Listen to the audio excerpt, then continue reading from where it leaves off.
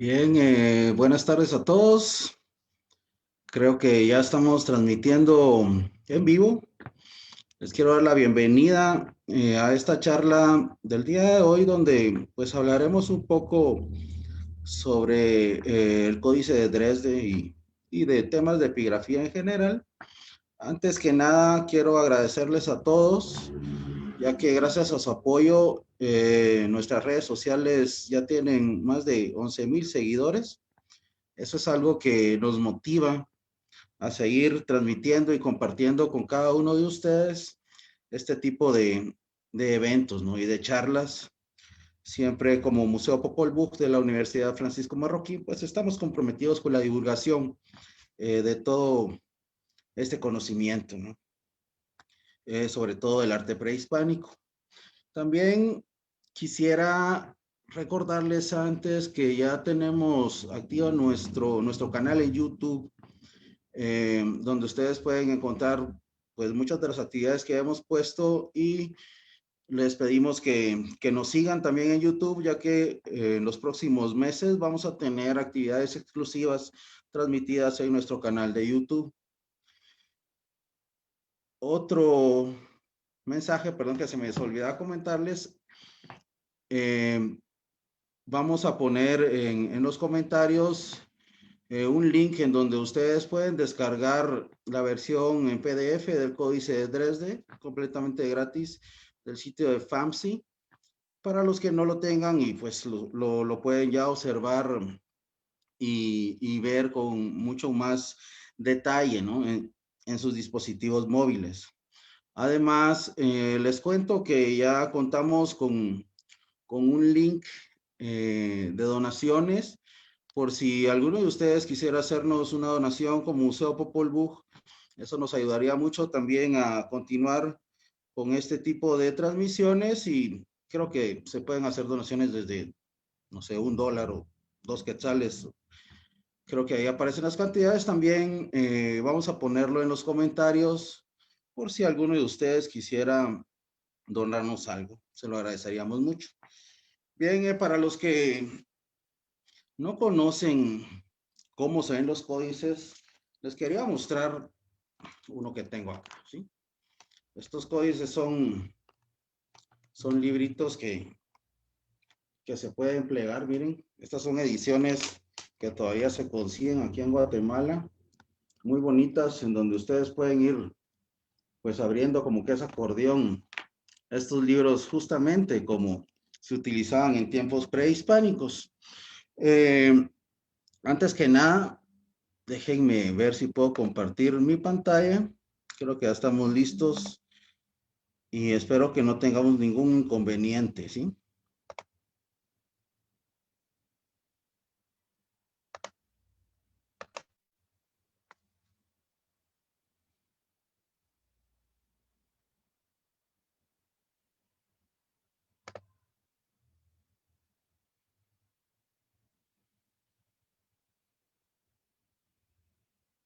Bien, creo que ya está todo listo, compartiendo la pantalla.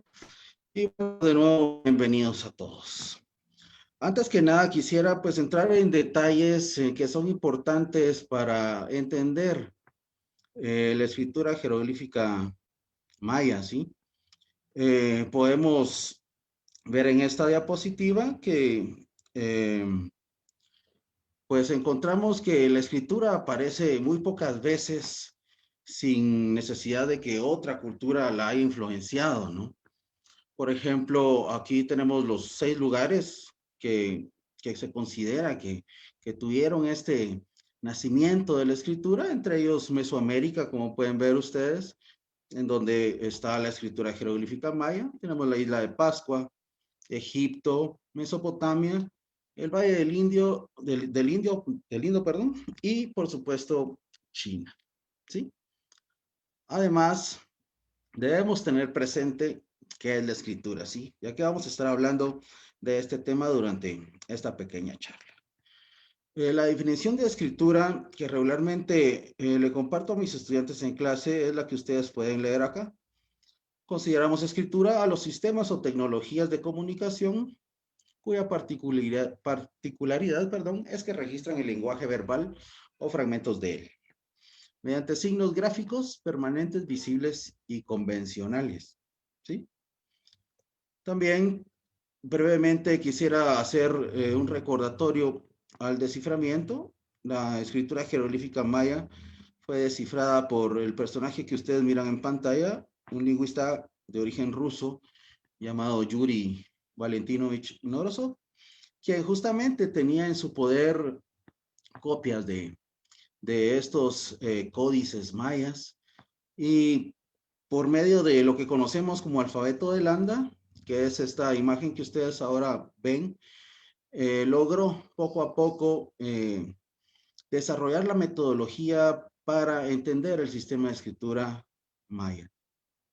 Sí, este alfabeto de Landa se le conoce así, aunque no es un alfabeto, es una página de un libro que escribe Diego de Landa, obispo de Yucatán en tiempos de la colonia, de la conquista.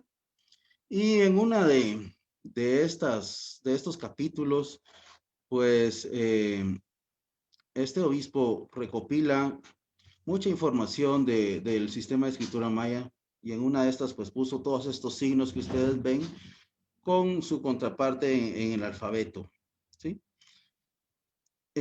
Tal vez no surgió el desciframiento en épocas anteriores, ya que muchos investigadores que trataron de descifrar el sistema de escritura no entendieron en realidad cómo funcionaba el sistema de escritura jeroglífico maya. Pero Yuri Knorosov lo logró. ¿Sí? Él prácticamente se dio cuenta de que era un sistema de escritura mixto, en donde habían signos silábicos y también habían logogramas, que son signos que representan una palabra completa, y se dio cuenta de que en muchos de las páginas de los códices aparecían diferentes nombres o jeroglíficos asociados con ciertos personajes. En estos ejemplos tenemos a la izquierda, o sí, a su izquierda, la imagen de un perro que él leyó como tzul, pensando que son dos signos silábicos. Y a mano derecha tenemos la figura de un pavo, está amarrado a un tronco, a un palo, que él leyó Kutz. ¿Sí?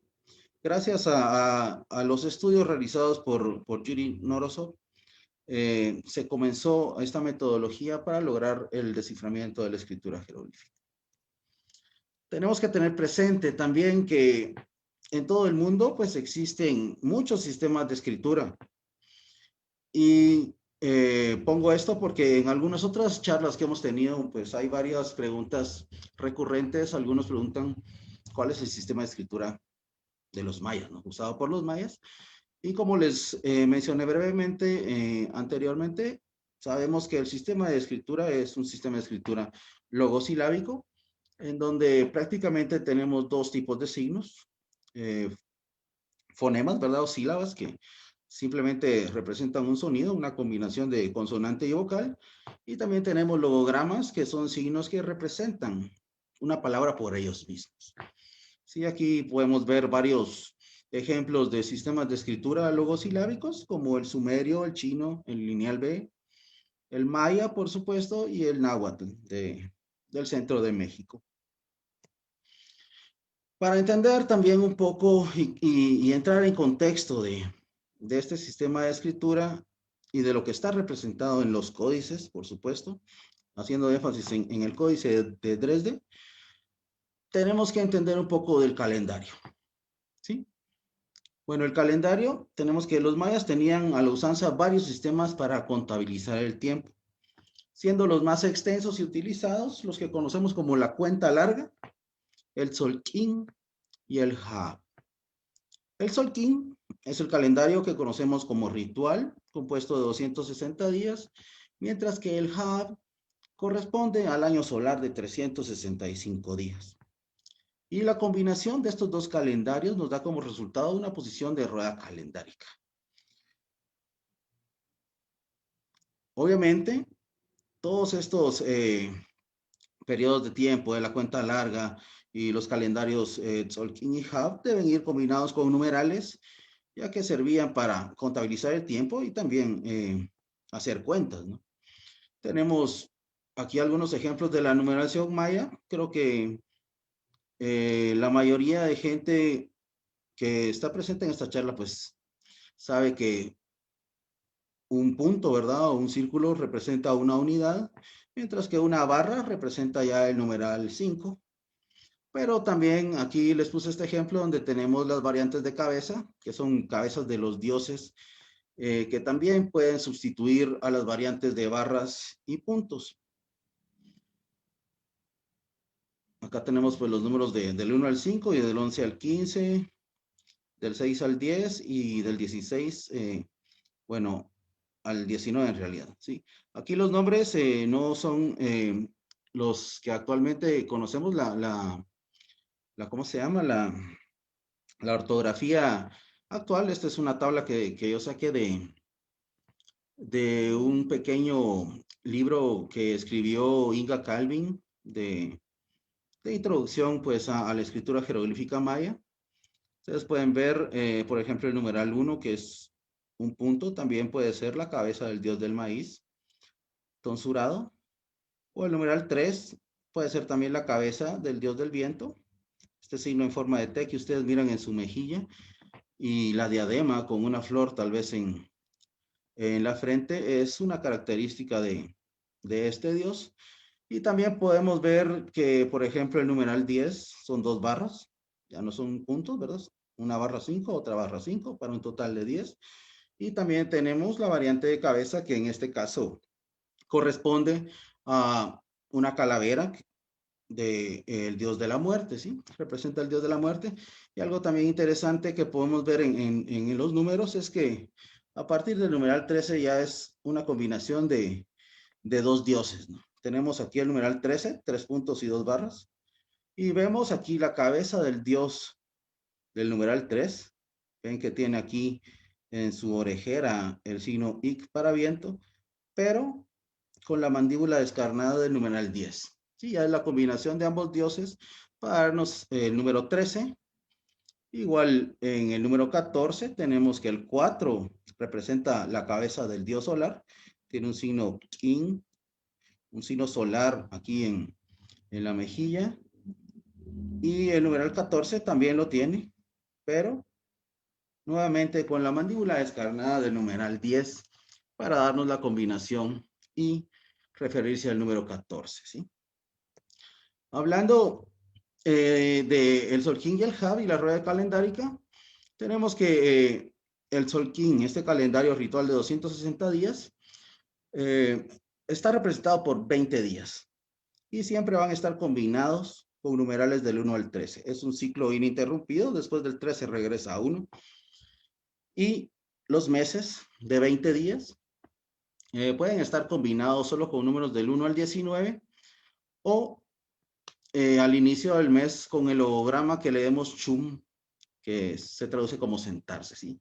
El asiento del mes. O sea que matemáticamente estos 20 días del Hab van del 0 al 19 para completar los 20, ¿sí? Aparte de esto, tenemos la cuenta larga también, que es un sistema de datación lineal con un punto de origen mitológico, ubicado el 13 de agosto del año 3114 y que conocemos como fecha era. Entre los epigrafistas y los arqueólogos y académicos que estudian a la cultura maya, los representamos de esta forma. La fecha es 130000, 4 Jau, 8 Cumcu, en donde el 130000 representa esta cuenta larga, el 4 Jau representa el Solkin o calendario ritual de 260 días y el 8 Cumcu el Hab o el año solar, ¿sí? El mes. Tenemos referencias en bastantes lugares sobre esta fecha. Por ejemplo, aquí les puse el vaso de los 7 dioses, que es una cerámica proveniente de la región de Naranjo, muy famosa, en donde ustedes pueden ver una escena en donde aparece el dios L, que es el regente del inframundo, sentado en su trono de jaguar, con una carga de joyas probablemente detrás. Todas sus pertenencias, él está dentro de una cueva, ¿sí? Su palacio tal vez dentro de una cueva o de un cerro. Además, vemos otros 6 dioses adelante que están presentándole ofrendas similares, también envueltas, ¿no? Envueltas, pero con otros signos jeroglíficos dentro.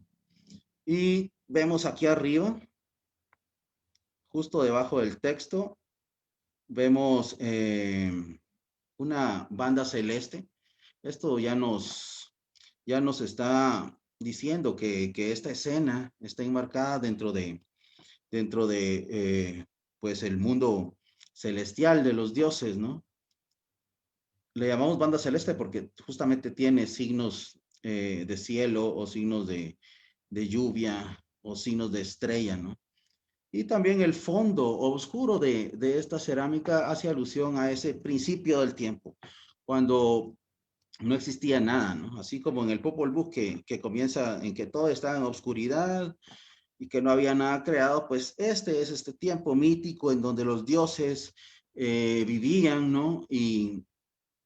Y no existía absolutamente nada. Este contexto, este fondo negro nos remite a ese tiempo mitológico y la fecha que ustedes pueden ver en los primeros 2 jeroglíficos acá, justamente es 4 Ahau 8 Kumku. Esta fecha era este tiempo en donde se comenzó a contar todos los días del calendario. Es como nuestro año cero, ¿verdad? Como el nacimiento de Cristo. Nosotros comenzamos a contar los años a partir de esta fecha, mientras que los mayas comenzaban a contar los días, porque para ellos era más importante llevar ese conteo de días y no por años. A partir de esta fecha era ubicada en el año 3114 antes de Cristo y protagonizada siempre por los dioses en esos tiempos primigenios, ¿sí? Ahora bien, para hablar un poco del orden de lectura usual de los textos jeroglíficos, acá tenemos el ejemplo de la estela D de Copán. Es un texto jeroglífico de mis favoritos, muy bonito, tiene pues una talla impresionante, aparte que son variantes de cuerpo completo, ¿sí? Aparte de los números de barras y puntos y las variantes de cabeza que representan la cabeza de un dios, también se podían poner estas variantes que representan al personaje en su totalidad. El orden de lectura usual es de arriba a abajo, de izquierda a derecha en doble columna, como en zigzag, hacia abajo. En este ejemplo tenemos en la primera posición un glifo introductor de la serie inicial que nos dice dónde comenzar a leer, ¿sí? Y posteriormente tenemos los periodos de tiempo Bactún, Catún, Tunguinal y King, como coloquialmente se les conoce. Ahora sabemos que sus nombres en el periodo clásico son otros. El primero es el Pikhab, que es este pájaro que tiene una mano en la mandíbula y que está siendo cargado por este otro dios o este otro personaje que está al frente que representa el número, ¿sí? Es un señor sentado que tiene un parche de piel de jaguar, por lo que representa el numeral 9, ¿sí? Entonces la fecha aquí sería 9 Pikhab, deberíamos de leer hacia abajo. Tenemos otro pájaro que está siendo abrazado por otro personaje que es un señor anciano con este tocado muy característico que representa el holograma Hab para el año. Y se mira que es anciano porque se le miran las arrugas y también tiene la mandíbula descarnada, por lo tanto debe ser el número 15. Entonces sería la fecha 9 Big Hab, 15 Winnick Hab. Después tenemos otro pájaro descarnado, es el mismo pájaro siempre en esos 3 periodos, solo que en el periodo del Hab, que es el que toca acá, está completamente descarnado y vemos al mismo señor anciano con este tocado del signo de Hab, pero sin la mandíbula descarnada, por lo que debe ser el numeral 5, como les explicaba anteriormente cuando vimos los números rápidamente. ¿Sí? Entonces sería 5 Hab. Acá tenemos la siguiente colocación de la fecha con el periodo de los Winales. en donde tenemos este que es el numeral 0. Es un personaje también con una mano en la mandíbula que representa el 0, al igual que acá. El numeral 0 con el último de los periodos, que es un mono escriba que representa el kin o el día. La fecha en cuenta larga entonces sería 9-15-5-0-0 y el sol kin aparece acá. Es el numeral 10, pueden ver que es el dios de la muerte que está abrazando al cartucho del día del sol king, en donde aparece un señor sentado con la mano izquierda sobre el hombro y una banda real, es el día Ahau, 10 Ahau, y en esta otra posición tenemos la posición del mes.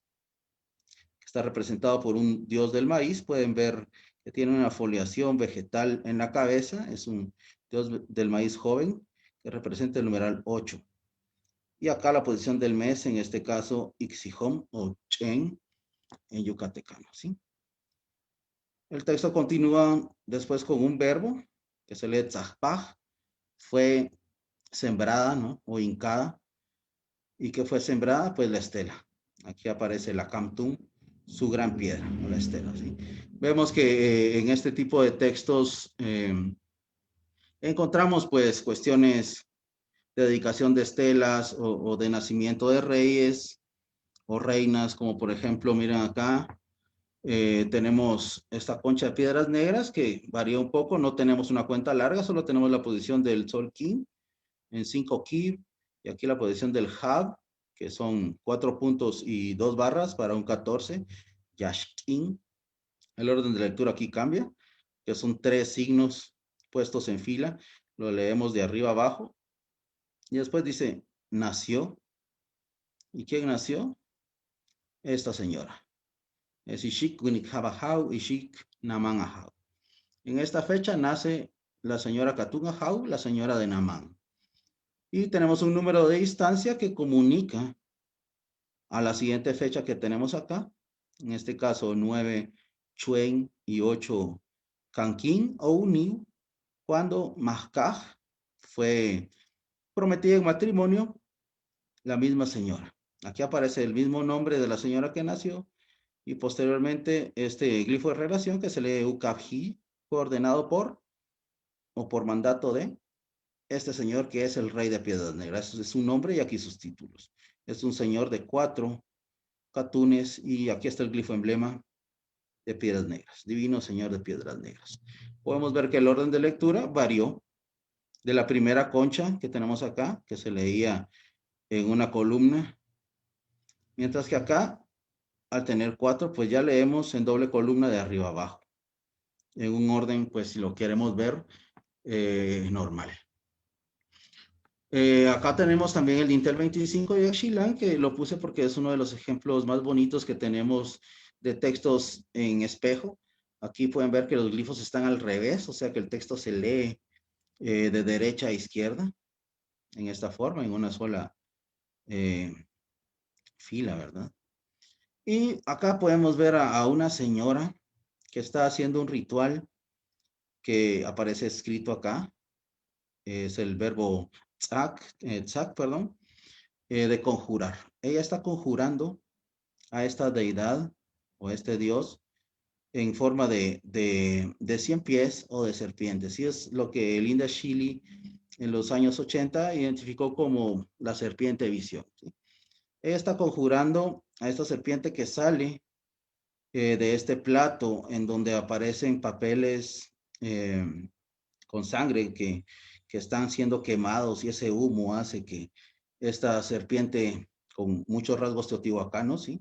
O cien pies con rasgos de la serpiente de la guerra y un ancestro guerrero saliendo de las fauces, pues se manifieste ante la señora que está acá, ¿sí? Y este tipo de rituales pues muchas veces también eran descritos en los códices, ¿sí? Los códices tienen este contenido ritual y aquí probablemente la señora en el plato pueda tener, aparte de sus instrumentos para autosacrificio, para el sangrado de lengua u orejas en este caso, porque es mujer, podrían tener también los códices para poder leer ciertos pasajes, ¿no?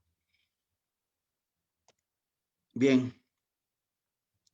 Ahora, tenemos que el mayor corpus de representaciones de los dioses están en los tres códices o libros sagrados llamados Dresde, Madrid y París, y eran guardados muchas veces en forros hechos de piel de jaguar o probablemente en cajas de piedra, similares a las encontradas en contextos arqueológicos y en cuevas. Tenemos que el primer trabajo que se hizo sistemático de los dioses lo hizo este investigador alemán Paul Schellhas hacia 1904, y él pues agarró los códices y vio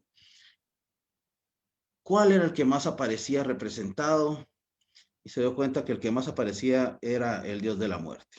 Al no poder leer su nombre, le asignó una literal, en este caso la letra A. Después vio que el otro dios que le seguía en apariciones era el dios Chak, el dios de la lluvia, pero también al no leer su nombre le asignó la literal B.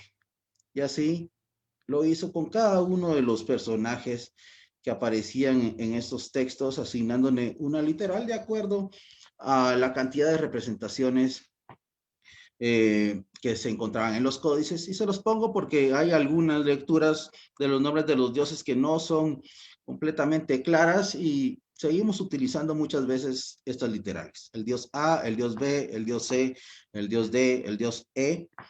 Y los vamos a estar pues mencionando justamente cuando miremos algunos pasajes del Códice de Dresde, ya que los protagonistas de estos códices regularmente son estos dioses.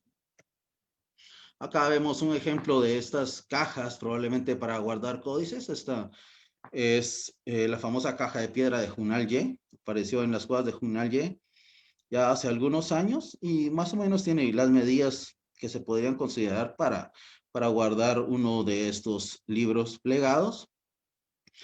Además, también tenemos que los textos y las figuras pintadas en los códices suelen ser en los colores rojo y negro, con delicadas líneas que separan escenas particulares.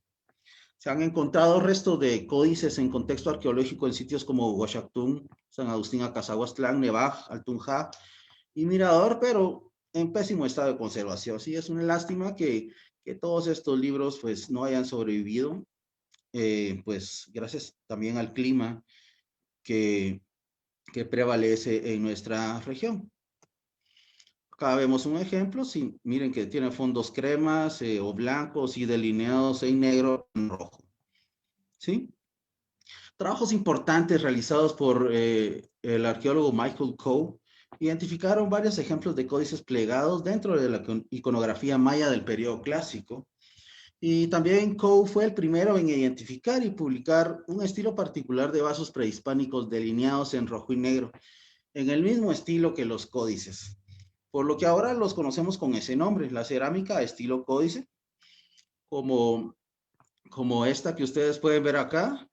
Es uno de los vasos dinásticos en donde hay un listado de reyes de la dinastía de Canul. Pueden ver, pues solo para repasar un poco el orden de lectura, que aquí sí se lee en doble columna, de izquierda a derecha y de arriba a abajo aparece la fecha del Sol King en rojo, la fecha del Hab en negro. Aquí tenemos el verbo, que en este caso es Amauk Awil, fue agarrado.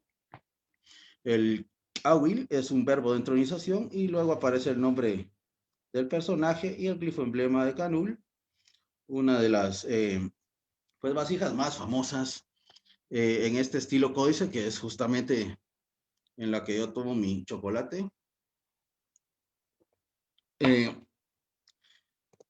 Y acá tenemos otro ejemplo de este famoso vaso de Princeton, en donde también encontramos ejemplos de códices en la iconografía. Así es una escena de la corte del dios L, otra vez, donde está siendo pues atendido por varias doncellas. Aquí hay una tirando justamente chocolate sobre otro vaso.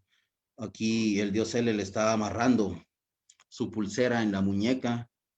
Y abajo vemos a este conejo, que es un conejo escriba, justamente con las hojas plegadas del códice envueltas en su piel de jaguar, como regularmente son encontrados en iconografía.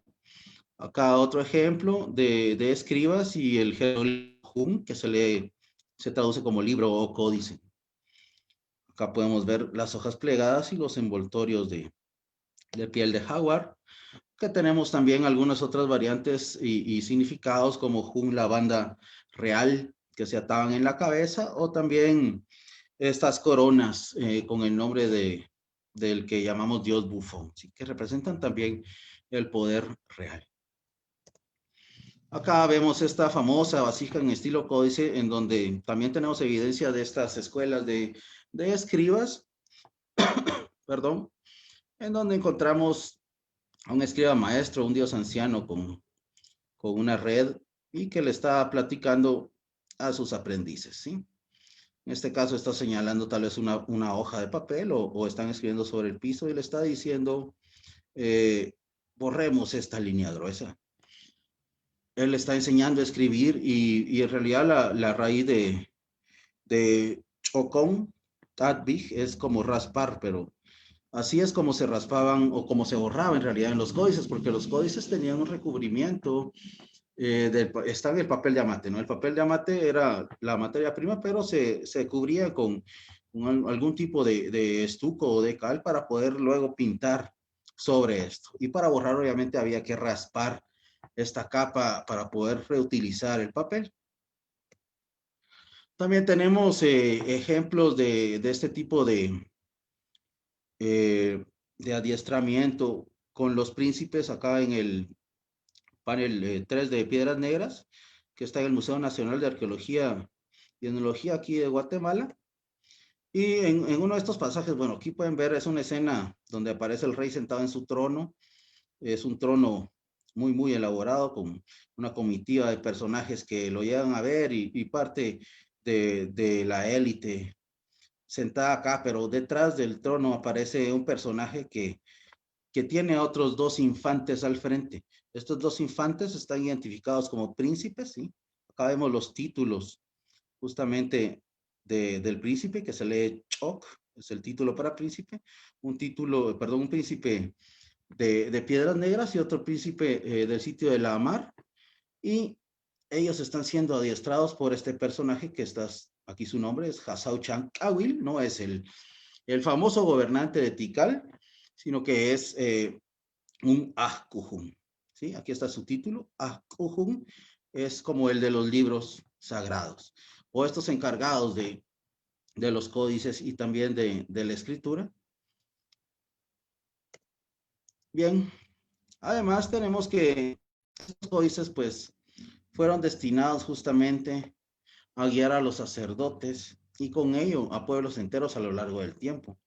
Sí, los únicos códices mayas prehispánicos legibles y conservados son el de París, el de Madrid, Dresde y el llamado ahora Códice Maya de México. Sí, los primeros tres llamados así en alusión a la ciudad que ahora los alberga. Y este último, también conocido como Grolier, hace algunos años, ¿sí? Ahora cambió de nombre. También son un espléndido testimonio de la más larga tradición escrituraria entre las culturas mesoamericanas y aunque se desconoce cómo llegaron a Europa, deben haber sido llevados como regalos probablemente por los conquistadores españoles y luego distribuidos también entre nobles de la época o bien incautados durante la colonia. Acá vemos una página de cada uno de estos códices. Como pueden ver, tienen características similares.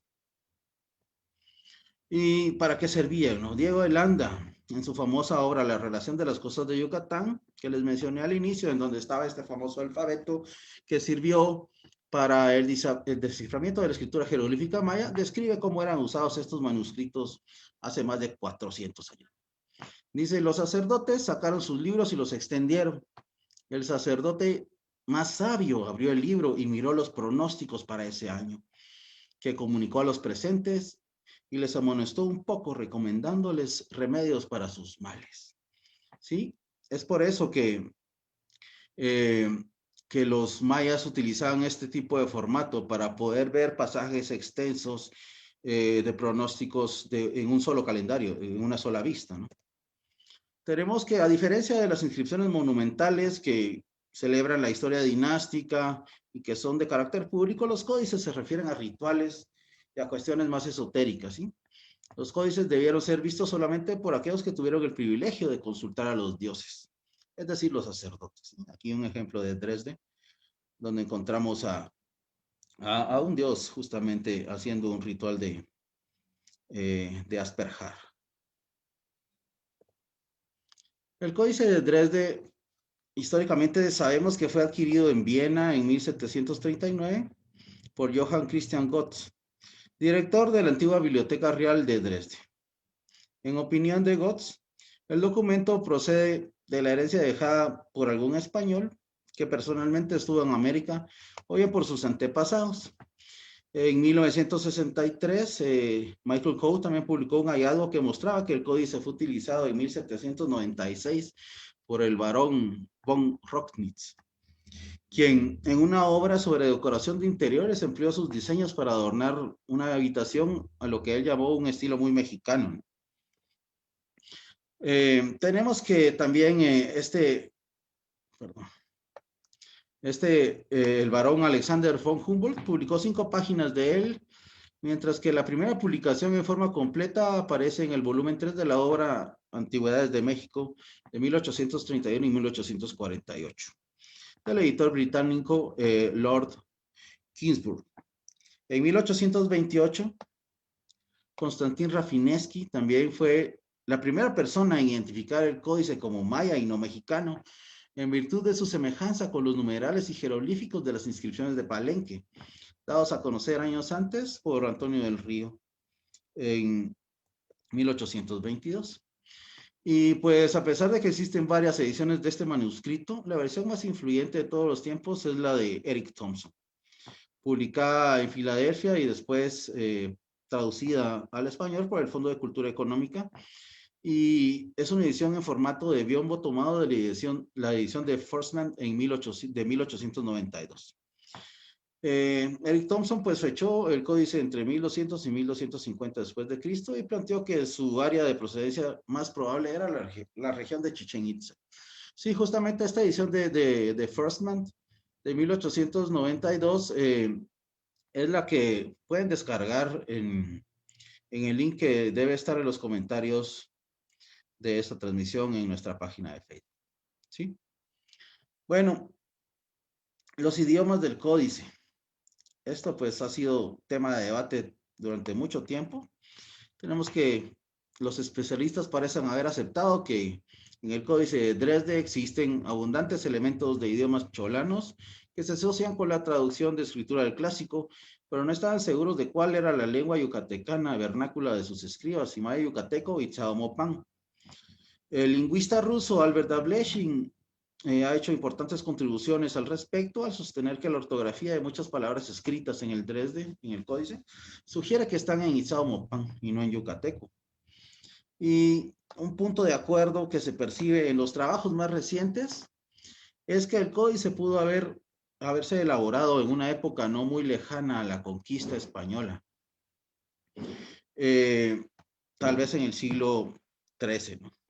Pero que tiene pasajes cuyos originales son de siglos anteriores, entre el 5 y el 12, los que fueron copiados y reinterpretados hasta adquirir la forma que conocemos, ¿sí? Estos códices deben haber sido copiados periódicamente, también por el tipo de material en que estaban hechos, seguramente se arruinaban rápido. Entonces, tenían que estar siempre haciendo otra edición, por decirlo así, ¿no? Otro escriba tenía que volverlo a copiar en papel nuevo para que perdurara y podían haber también añadiduras en cada uno de estos códices. Tenemos que entonces el contenido del códice de Dresde es una recopilación de complejos almanaques adivinatorios, tablas astronómicas y calendáricas, cuyo fin es pronosticar el futuro dentro de la cosmovisión divina, ¿no? Sustentado por los dioses desde estos tiempos de la creación, reflejando la información ritual que fue tan importante para la civilización maya. Sus contenidos son variados, incluye vaticinios o pronósticos para diversos aspectos de la vida cotidiana. Tenemos páginas de los ciclos de Venus, de la Luna y de los eclipses. También páginas para los catunes, para pronosticar lluvias, la sequía. Tenemos ritos de Año Nuevo. ceremonias agrícolas y probablemente para los movimientos del planeta Marte. Además, también proporcionan información valiosa sobre los mitos y los atributos de los dioses, mucha de la cual no se encuentra en otros documentos mayas que se registran otro tipo de eventos. ¿Sí? Es bien importante. Así fue como, pues en realidad se conoce mucho de estos aspectos de los dioses, ya que en estos códices es donde aparecen representados mucho más, ¿no? Entonces tenemos que los códices están divididos en secciones definidas por líneas rojas, y de esta manera los escribas ordenaron de forma visual todo el contenido de dichos manuscritos. Por ejemplo, en la página 10 del Códice de Dresde podemos observar 3 divisiones, por lo que nos referiremos a ellas como página 10A, 10B, 10C. Aunque en este ejemplo existen únicamente 3 secciones, hay otras páginas en donde pueden ser 2, 1 o hasta 4, ¿sí? Acá ustedes pueden ver cómo está dispuesto pues una página del códice de la forma más estandarizada, ¿no? Tenemos 3 recuadros, ¿verdad? Bien delimitados por estas líneas rojas, por lo que cuando nos pregunten qué sección del códice estamos viendo, nosotros diríamos página 10, la página 10 es toda, pero tenemos la página 10A, que sería el primer recuadro, la página 10B, que sería el segundo recuadro, y la página 10C, que sería el tercer recuadro, ¿sí? Aparte, ya cuando lo desplegamos, y por eso es tan bonito este sistema de hojas plegadas, porque, por ejemplo, nos permitía desplegar secciones completas para poder visualizar un calendario que está escrito en 3 o 4 páginas. Miremos por acá, tenemos en este recuadro una sección que se lee completa. Acá tenemos aquí otra sección que pueden ver que pasa de esta página a la siguiente, pero a la hora de estar pues desplegado de esta forma se podía visualizar completamente el calendario. Acá tenemos otra sección mucho más corta. Tenemos secciones más largas, aquí abarca prácticamente 2 páginas completas. Y acá otra que abarca página y un poquito más. Otra también que abarca 2 páginas completas. Y otra muy corta, ¿sí? Como pueden ver, las secciones están bien definidas y las reconocemos porque siempre tenemos una banda de jeroglíficos que son días del calendario Tzolk'in, ¿sí? Pueden ver que aquí comienzan con los glifos de los días y acá hay otra columna de glifos. Eso quiere decir que ese es otro calendario. Aquí termina y hay otra banda de glifos con otros pronósticos, otra banda de glifos que sigue con otro calendario. Y así con todos. Una banda de glifos, un gran texto jeroglífico, otra banda de glifos que nos dice este es otro calendario. Y así con todos los ejemplos que ustedes pueden ver en estas 4 páginas que puse para ejemplificar. Ahora bien, ¿cómo es que se encuentra distribuido el texto en cada página? ¿Qué es lo que nos cuentan estos libros sagrados? Tenemos que las posiciones del calendario ritual Tzolk'in están ubicadas en la parte izquierda, como pudieron ver, de la imagen, y se encuentran acompañadas de un numeral en color rojo. Cada una de estas fechas del Tzolk'in se encuentran conectadas entre sí por números pintados en negro, que representan un número de distancia. Es decir, los días transcurridos desde la primera colocación que encontramos marcada en rojo y que comunican a la siguiente fecha marcada con otro numeral en rojo. ¿Sí? Miremos acá. Tenemos la página 19 de este.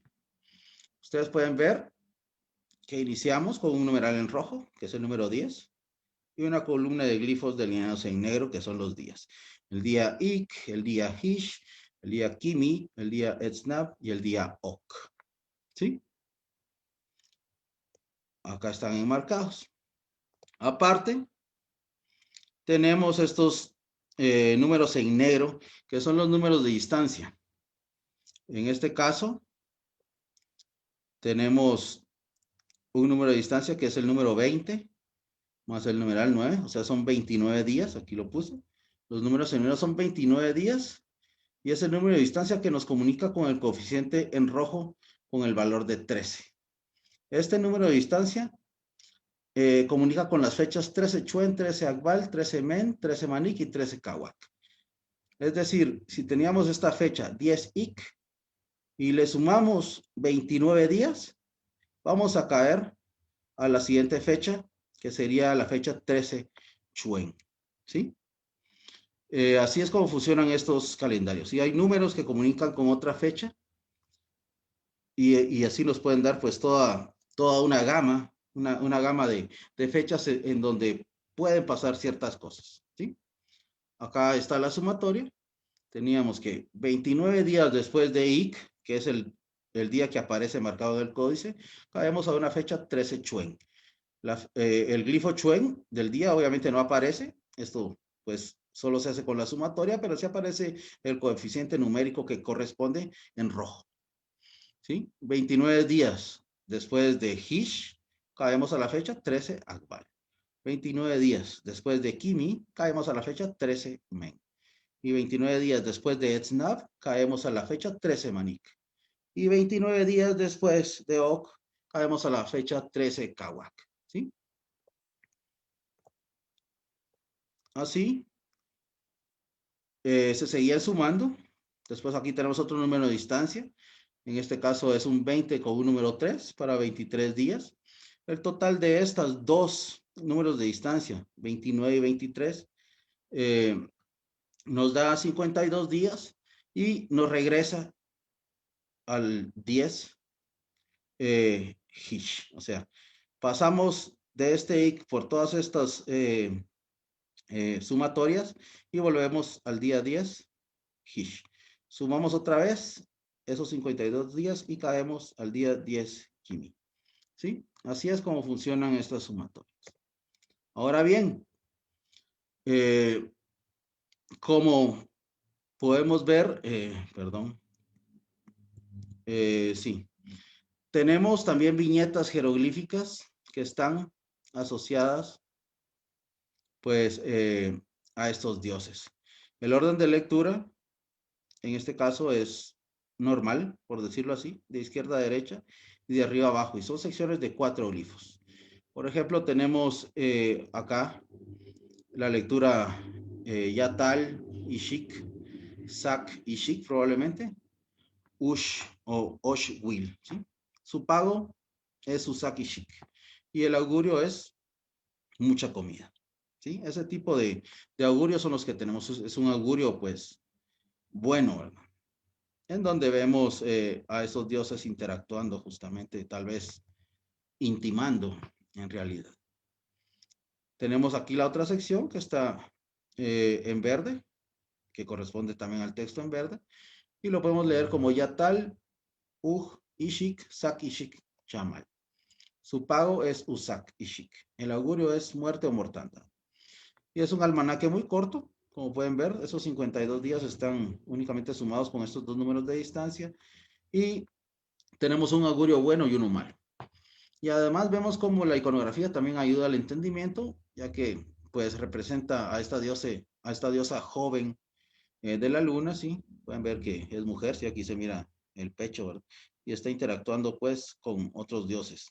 Y en el caso del augurio malo, pues con el dios de la muerte, justamente. Ven que es una calavera, tiene manchas negras de putrefacción, estos ojos desorbitados en su cabello y también este collar con ojos, ¿sí?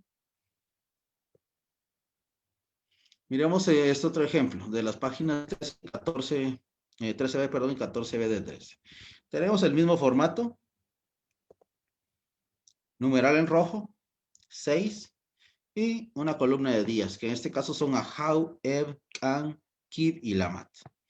Esto se van a ir combinando con los números de distancia en negro y los coeficientes del día para el augurio en rojo. De la misma forma que vimos en el otro calendario, solo que aquí está, pues es un calendario siempre de 52 días, pero está separado en diferentes secciones con muchos más augurios. ¿Sí? Vemos entonces que cada uno de los textos va a representar la acción que está haciendo el Dios que tiene abajo. ¿Sí? Cada 4 glifos nos dice el augurio que está haciendo el Dios que aparece justamente abajo. Corresponden con cada uno de las imágenes, ¿no? Entonces, en estas páginas tenemos varios dioses que hacen su pronóstico al comer u ofrendar tamales. Y pueden darse cuenta que en sus manos todos tienen el mismo signo, que es el signo jeroglífico Guaj, ¿sí? Es el tamal de maíz, ¿sí? Podemos ver la primera sección, acá, sería esto, sí, creo que lo tengo marcado, sí, correcto. Está en rojo. Dice, Umak Guaj Chamay o Kimil, probablemente, Chamal. La comida del dios de la muerte está mal. Y el augurio es mortandad o muerte, ¿sí? Y pueden ver que es el dios de la muerte, justamente. Pueden ver su, eh, su calavera, ¿verdad? Su cráneo. Tiene también otra vez el collar de ojos en el cuello. Se le puede ver la espina dorsal y tiene una representación del ano también expuesto abajo. Es esta, que se parece a la sílaba mo, ¿sí? Tenemos el segundo texto asociado con el personaje que está justamente abajo y dice lo mismo. Se repite el augurio. Umak, Waj, pero cambia el protagonista. Ahan, Tzak, Aha. ¿Sí? La comida del dios del maíz, que ese es el dios del maíz joven, es el tamal que tiene en la mano. Y el augurio es Tzak, Aha, sucesión o descendencia. Y finalmente, otro pronóstico, se lee igual, Umak, Guaj. Pueden ver que los dos primeros glifos se repiten en los 3 ejemplos.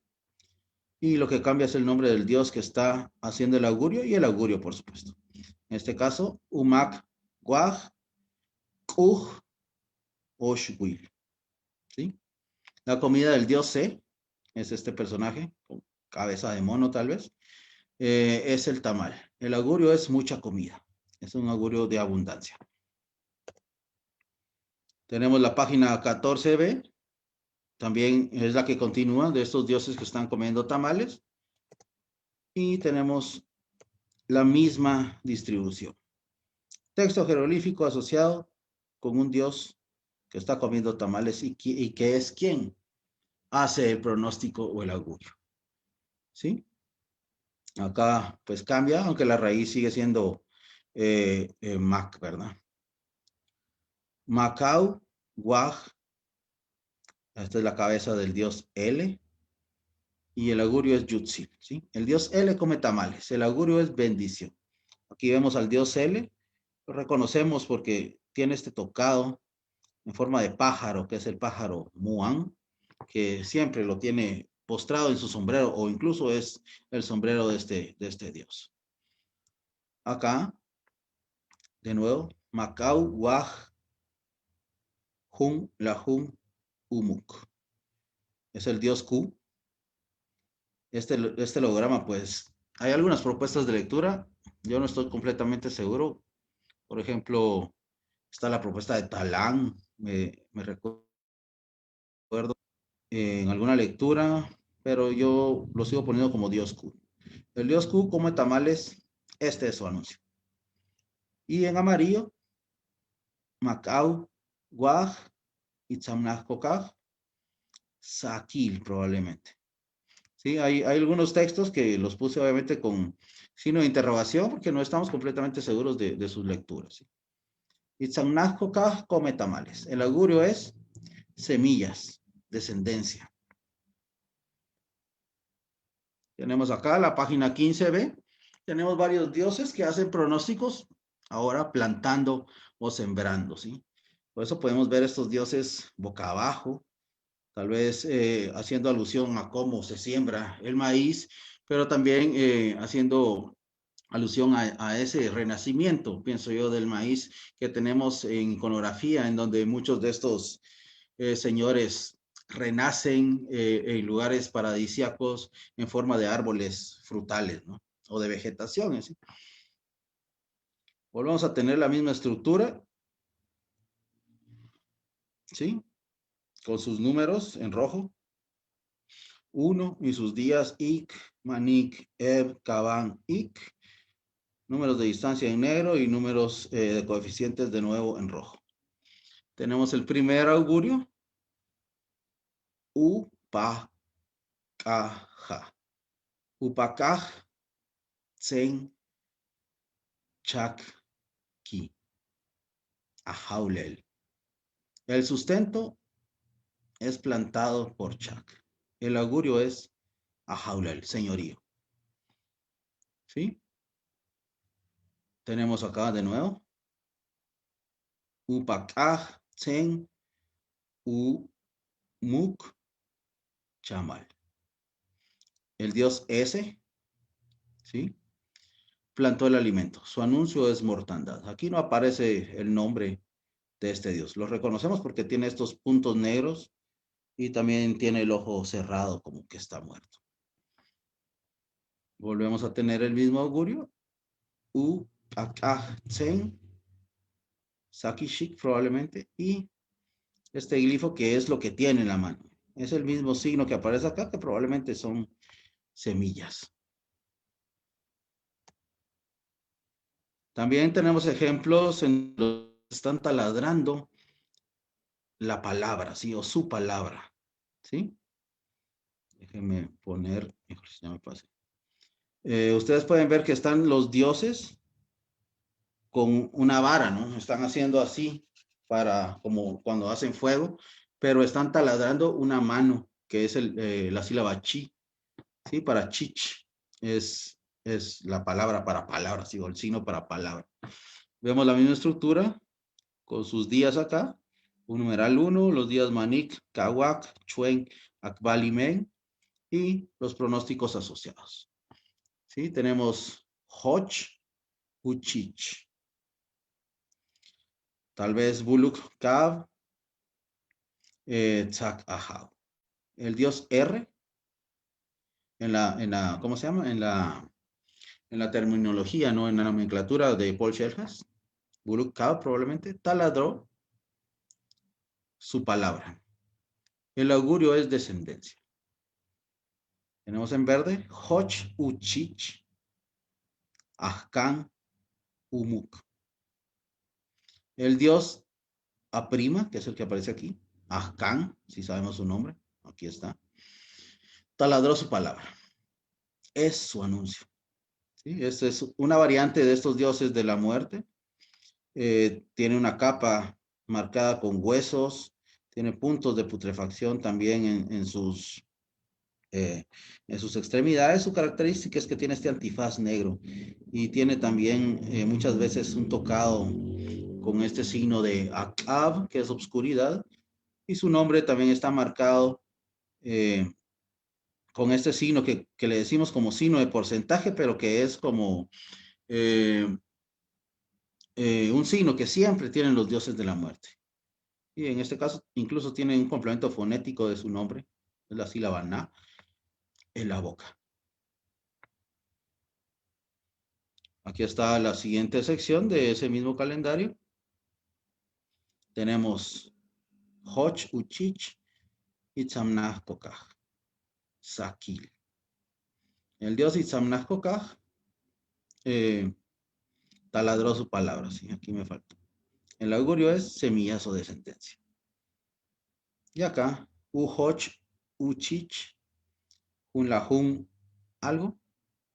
Y el pronóstico es Kas. Probablemente la lectura de este logograma.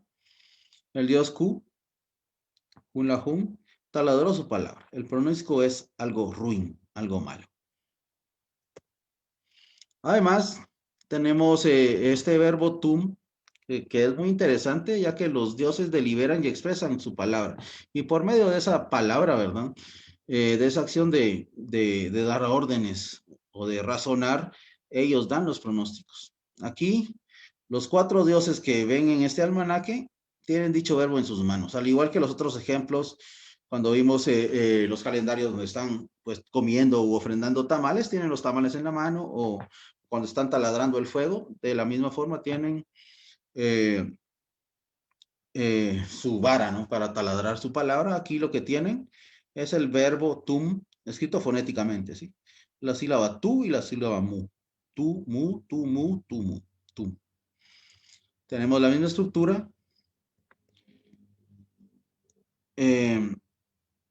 Nuestros numerales, otra vez, ¿verdad? 12 en rojo y los días Kawak, Chuen, Akbal, Men y Manik. Y tenemos el primer augurio. Utum, Uchich, Ik. King Ahau, Kas. ¿Sí? El dios G, Kinichahau, ordenó su palabra. El augurio es algo ruin o malo. ¿Sí? Perdón, aquí puse un ik de más. Es el dios solar el que aparece acá. Aquí está su nombre.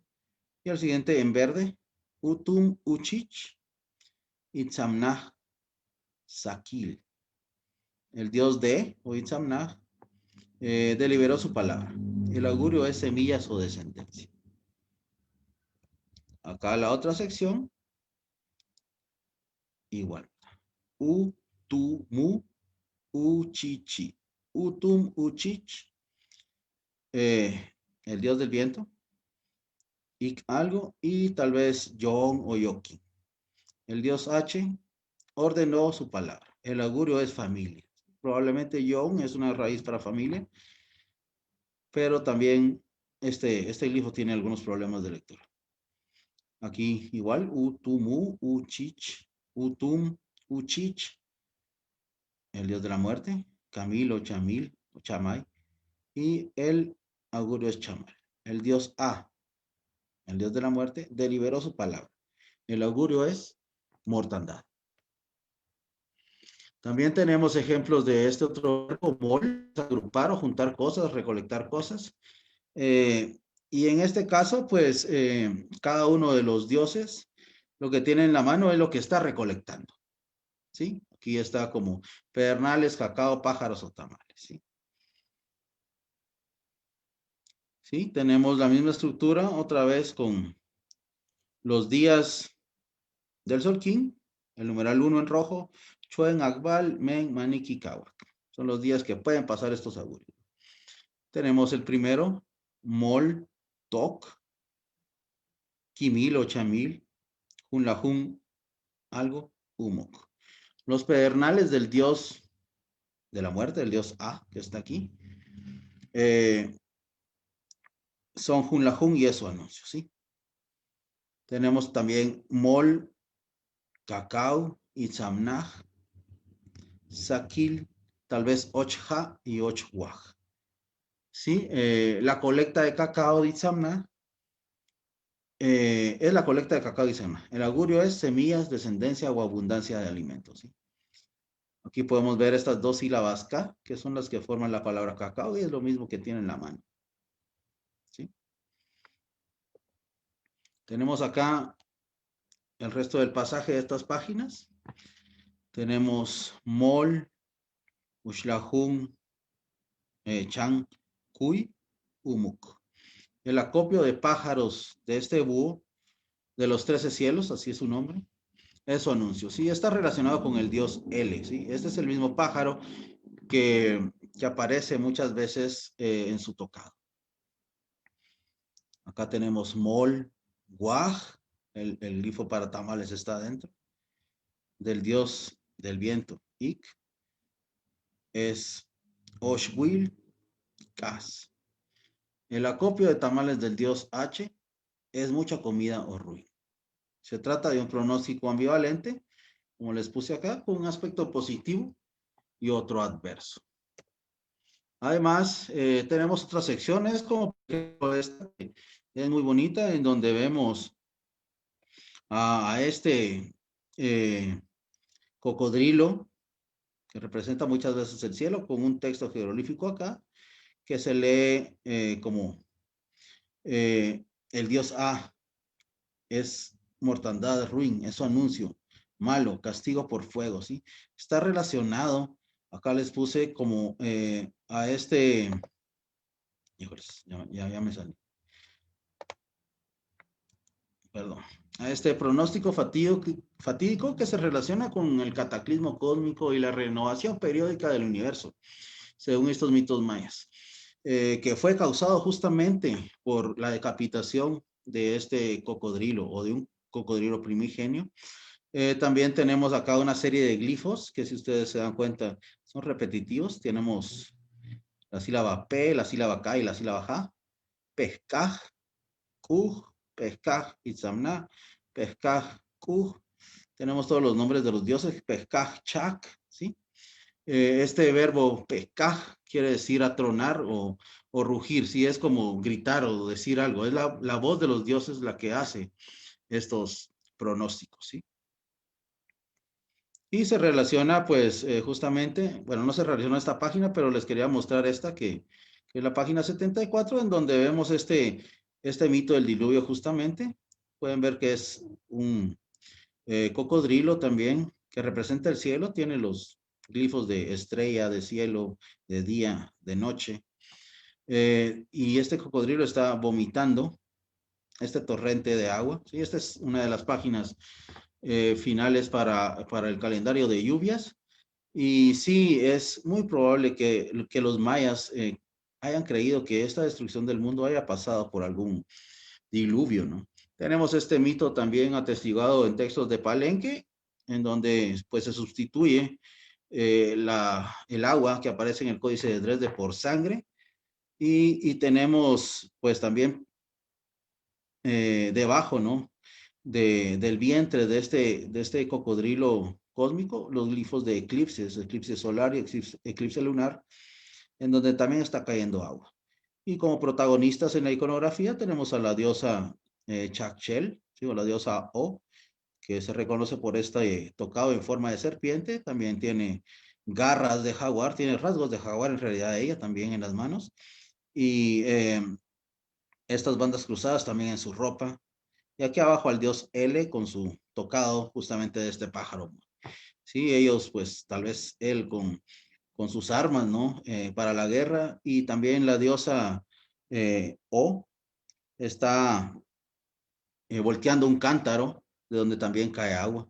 Y el texto pues está erosionado, pero se puede leer parte, por ejemplo, aquí eh, tenemos el programa Ik, Changna, Ik, Ka, tal vez obscuridad en el cielo, obscuridad en la tierra, haciendo alusión a, a este, a este diluvio, ¿no? Catastrófico. Pero entonces, como vieron, tenemos también estos signos de eclipses y esto nos lleva a hablar un poco del sol y la luna. Muchos pueblos de la antigüedad han tenido fascinación, curiosidad y respeto por estos cuerpos celestes. El sol y la luna prácticamente rigen las estaciones y proporcionan la fuerza necesaria para diferentes aspectos del ciclo de la vida en todos los seres. Es por eso que siempre formaron parte de este culto entre las civilizaciones antiguas, obviamente. Y estas tablas de eclipses de Dresde, pues aquí les puse que fue una de las hazañas más intelectuales más grandes de los antiguos mayas y que requería de la observación y registro de muchos de estos fenómenos a través de los siglos. No es nada fácil, pues, hacer este tipo de cálculos. Tenemos que la mayoría de autores sostiene que esta tabla lunar de Dresde no es un registro de eclipses que se hayan visto como tales en el área maya, sino que es una herramienta que les advertía a los sacerdotes astrónomos sobre las fechas de posibles eclipses solares que podían sobrevivir previniéndoles sobre tales peligros. ¿Sí? Lo que querían era definir cuándo podía haber un eclipse solar, porque cuando se oscurece el sol, pues algo malo puede pasar. La tabla de eclipses se extiende de la página 51 a la 58 y abarca pues una longitud de 11.959 días. Es decir, 405 lunaciones. ¿Sí? Acá tenemos estos glifos de eclipses que aparecen en la página 74 que les enseñé debajo del cocodrilo, pero también tenemos toda una sección en donde se pronostican estos eclipses, ¿no? Pueden ver aquí el glifo solar y el glifo lunar dentro de este otro elemento con un lado oscurecido, ¿sí? Tal vez Numkin y Numhu, ocultamiento de la luna y ocultamiento del sol.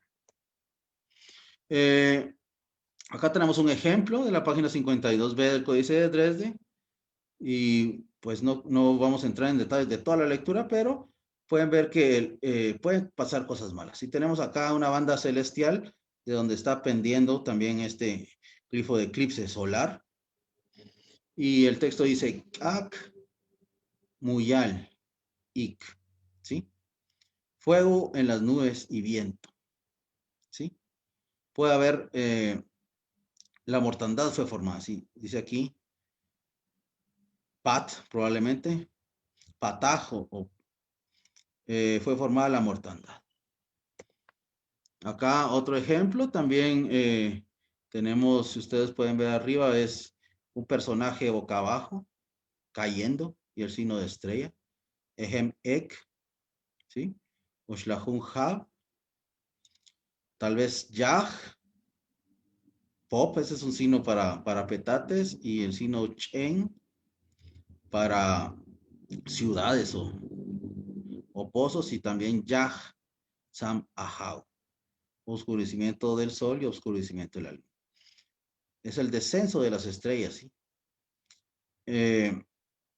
13 años, esteras y pozos heridos, ¿sí? O tronos de los Ahau, también heridos. Son augurios muy malos que pueden ser muy perjudiciales para los mayas, ¿sí? Aquí pueden ver que también está relacionado con la iconografía. Pueden ver que estos textos son un poco más extensos, ¿no? Que los otros que vimos en los augurios. Pueden tener mucho más detalle. Y aquí también vemos la banda celestial y este personaje que está boca abajo, como el glifo que vemos acá, pero que en lugar de cabeza tiene una estrella. Sí, las estrellas están cayendo del cielo en una posible fecha de eclipses. ¿Sí? Bien, yo me voy quedando por acá. La verdad, hay mucho contenido dentro de estos códices, no podemos leer todo, porque obviamente eso sería para un curso muy extenso o tendríamos que abarcar muchas sesiones. Voy a, por favor, a ver si tienen alguna pregunta, pues con gusto la podemos resolver. Me las tienen que mandar ahora por chat. Si quieren también conocer un poco más del Códice de Dresde, hay un excelente trabajo publicado por Eric Velázquez en la revista Arqueología Mexicana entre 2016 y 2017, si no mal recuerdo, creo que son los números especiales. eh, bueno, son dos números especiales, creo que uno es el 72 y el otro no recuerdo el número, pero los pueden buscar. Es el trabajo más reciente, creo yo, que se ha publicado, está accesible para todos y pues él sí hace una descripción de cada una de las páginas, ¿sí? No 3 o 4 como hicimos en la sesión de hoy, ¿sí? Déjenme dejar de compartir pantalla primero. Y vamos a ver si tenemos alguna pregunta.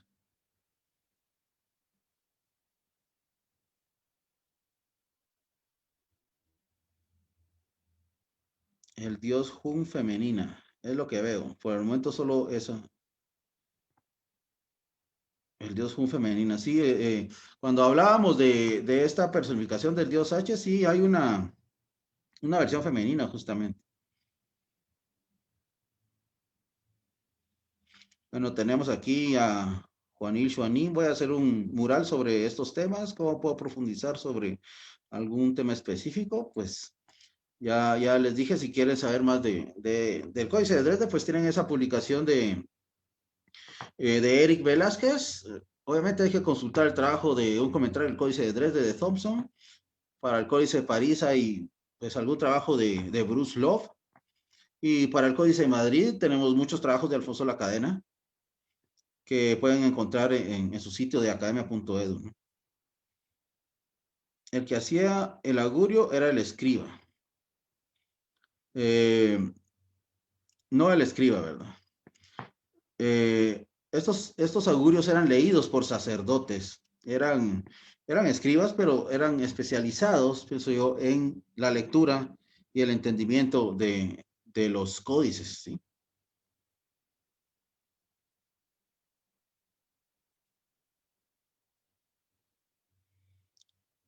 Vamos a ver. Si en el cielo pudieron predecir los eclipses, es posible que sobre el territorio existan construcciones que marquen el momento exacto de eventos. Yo la verdad no tengo en mente ninguna construcción que marque eso. Sí tenemos evidencia en Shultun, por ejemplo, eh, tenemos varias tablas de lunaciones eh, escritas en las paredes, pero probablemente estos sean cuartos específicos en donde se entrenaba a los sacerdotes para este tipo de conteos, ¿sí?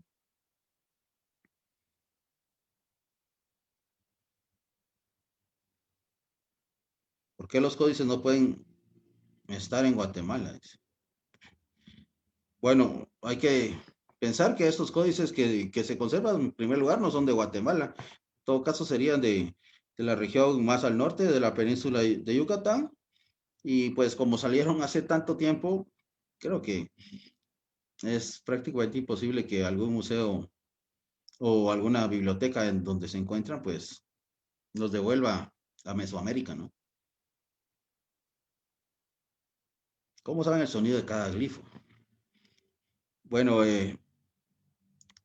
lo sabemos porque la epigrafía ha avanzado desde el desciframiento de Yuri Knorosov en el 58, ha avanzado mucho, ha habido muchas propuestas y siento que la escritura jeroglífica maya ha avanzado más que otros sistemas de escritura en Mesoamérica porque tenemos un corpus mucho más extenso de inscripciones con las que podemos comparar, ¿no?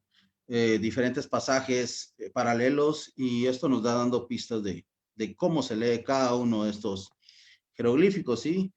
Por ejemplo, tenemos estos logogramas que representan una palabra, pero para poder comprobar que ese logograma se lee así, necesitamos encontrar una sustitución silábica completa o al menos tener uno o dos complementos fonéticos que nos den,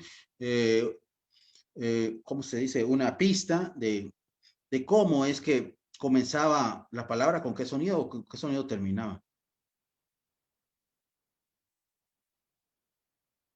¿Cómo se llama el dios cocodrilo que fue sacrificado? Bueno, en realidad es un cocodrilo que tiene muchos atributos también de venado, muchas veces, perdón. Tenemos, a veces aparece con oreja de venado, tiene pezuña de venado. Su nombre exacto no lo sabemos. Tal vez en Palenque aparece como este cocodrilo estelar que tiene pintura en la espalda, como vimos en esta página del Códice de Dresde, la página 5.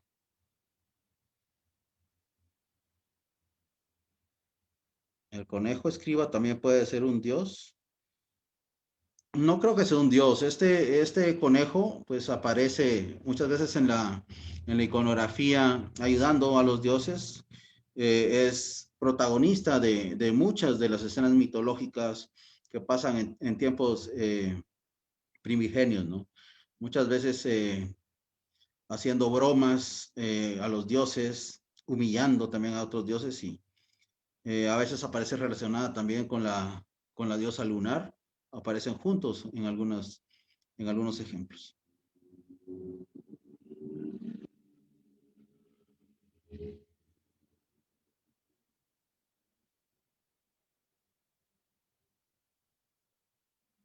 Hay descripciones, mitos o funciones sobre los dioses que no sabemos su nombre.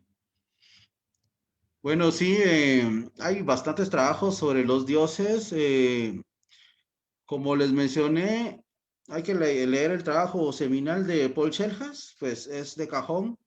Y también existe otro trabajo muy, muy bonito escrito por Carl Taube, en donde amplió la lista de Schellhas y proporciona eh, muchas pistas, ¿no? Mucha evidencia de las características de cada uno de estos dioses y también los compara con sus contrapartes del centro de México.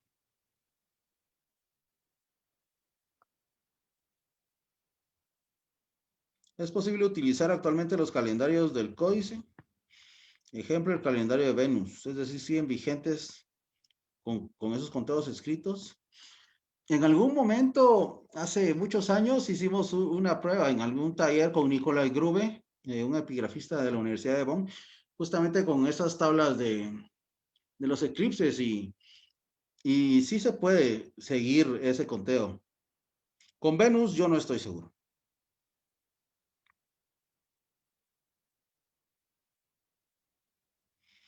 Debería llamarse Códice de Dresde por el lugar donde se encuentra o puede interpretarse en su contexto otra denominación. Pues sabemos que estos libros, ¿no? Eran llamados Hun, que es el jeroglífico asociado, pero pues el Códice de Dresde le llamamos así únicamente porque está ahí. En realidad yo creo que para los mayas todos eran Hun, no creo que hayan tenido otra denominación. Al menos no tenemos un ejemplo específico que yo recuerde en donde uno de estos libros tenga un nombre propio.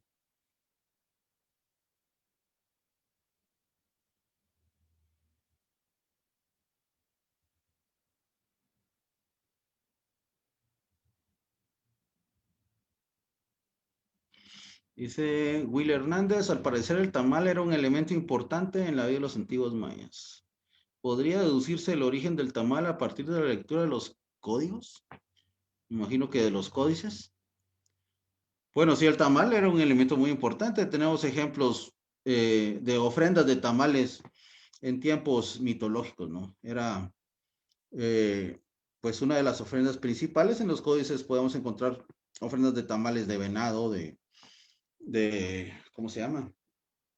De iguana, de pavo.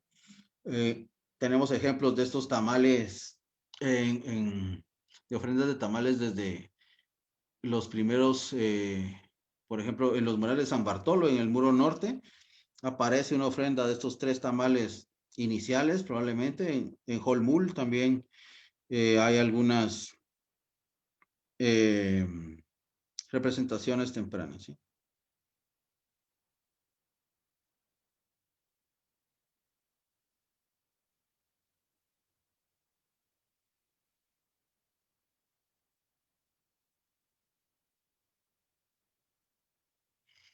Vamos a ver. Guillermo RZ. En su opinión, ¿cuál podría ser el motivo de la escritura en espejo? Como en el caso del Dintel 25.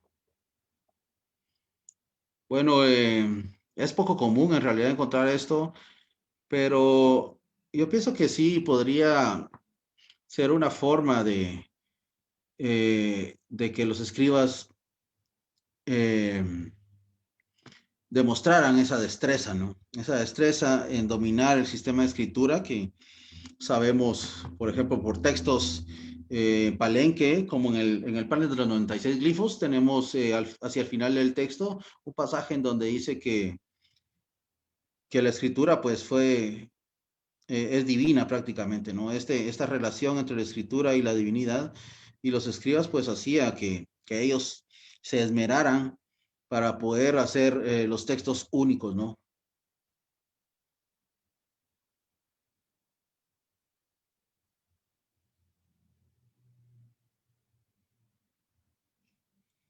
¿Qué tan grandes eran los códices? Dice Marco que, bueno, hay diferentes medidas, ¿no? El códice de Dresde, bueno, no tengo las medidas exactas, ¿no? Pero el más largo es el de Madrid, ¿no? Que fácil ha de medir tal vez como 10 metros, ¿no? Justamente eh, hace poco nos donaron una copia facsimilar del el Museo de América en Madrid, que esperamos poder tener en exhibición. Les recuerdo que en el Museo Popol Vuh, cuando pase todo esto, pueden ver una copia del Códice de Dresde que tenemos en exhibición.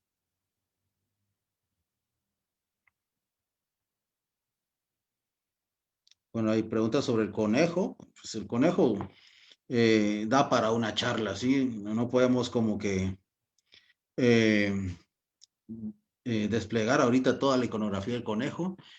Eh, ¿Hay algún trabajo de Dmitry Believ y Albert Dableshin sobre justamente este conejo? Lo pueden buscar en su página de Academia Edu, Dmitry Believ.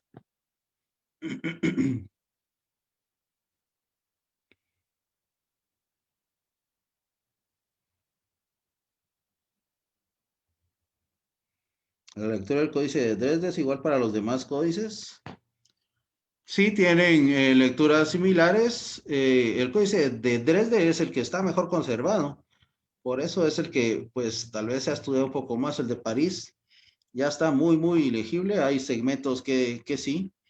Y el de Madrid, pues también, aunque es muy extenso y no tiene la misma calidad, siento yo, que Dresde.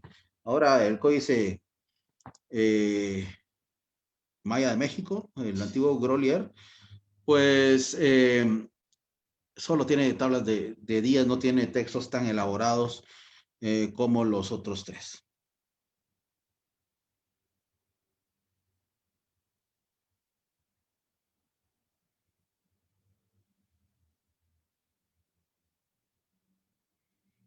Tenemos... ¿Existía alguna relación entre el dios de la página 58 con la pintura rupestre en el Peñasco Alonso ubicado en Chiquimula? Bueno, yo no recuerdo en este momento exactamente los diseños que aparecen en Chiquimula, ¿sí? Pero bueno, podría Lázaro García, tal vez me puede escribir en privado, pero no creo que tenga alguna relación con esa página.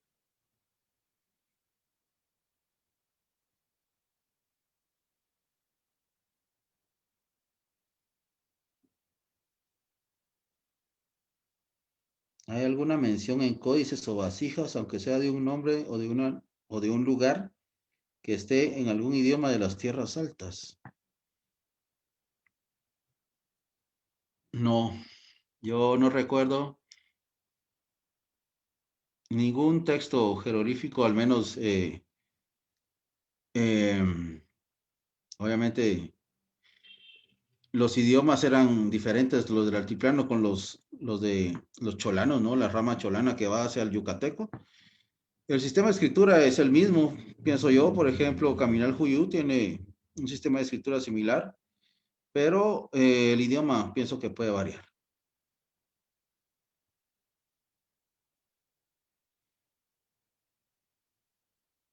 Sí, Silvia Ciudad Real dice una conclusión acerca de los temas básicos del códice. Pues sí, hay muchos pronósticos, obviamente, que son protagonizados por los dioses. Los dioses hacen estas acciones que vimos como comer tamales o hacer fuego taladrando su palabra, o agrupar cosas como vimos con el verbo mol.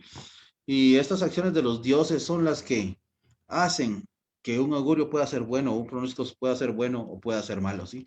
Recordemos que pues para los mayas, obviamente, estas acciones de los dioses eran las que mandaban, ¿no? Tenemos por eso escenas de cortes en tiempos mitológicos en donde los protagonistas son los dioses, porque los mismos reyes, los mismos gobernantes mayas tenían que legitimar su poder replicando las acciones de los dioses. Bien, yo creo que con eso yo me voy despidiendo.